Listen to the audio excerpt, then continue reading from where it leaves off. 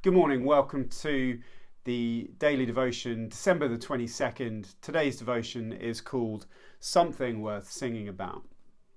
The Bible reading is Hebrews chapter 8, verses 4 to 10. There are priests who offer gifts according to the law. They serve a copy and shadow of the heavenly things. Christ has obtained a ministry that is as much more excellent than the old as the covenant he mediates is better, since it is enacted on better promises. This is the covenant that I will make. I will put my laws into their minds and write them on their hearts, and I will be their God, and they shall be my people. Here we see that Christmas means two things. First, it means the replacement of Old Testament shadows with reality.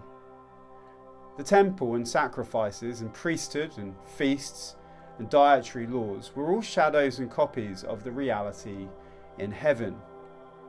That reality is Jesus Christ and his work as our high priest and our sacrifice and our focus of worship.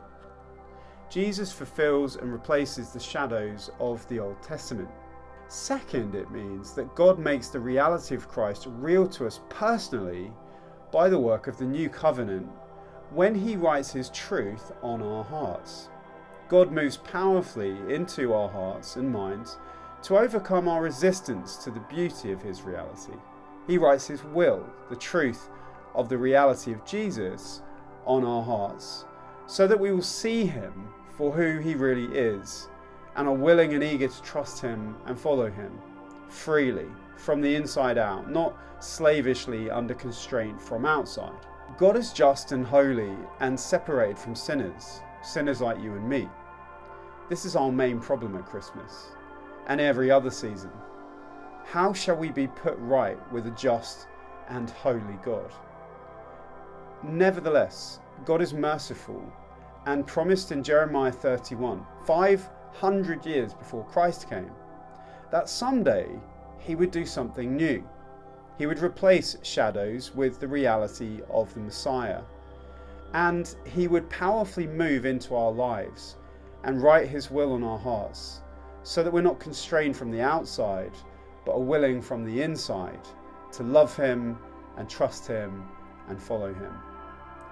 That would be the greatest salvation imaginable, if God should offer us the greatest reality in the universe to enjoy, and then move in us to see to it that we can enjoy it with the greatest freedom and the greatest pleasure possible. That would be a Christmas gift worth singing about, and that is exactly what he has done.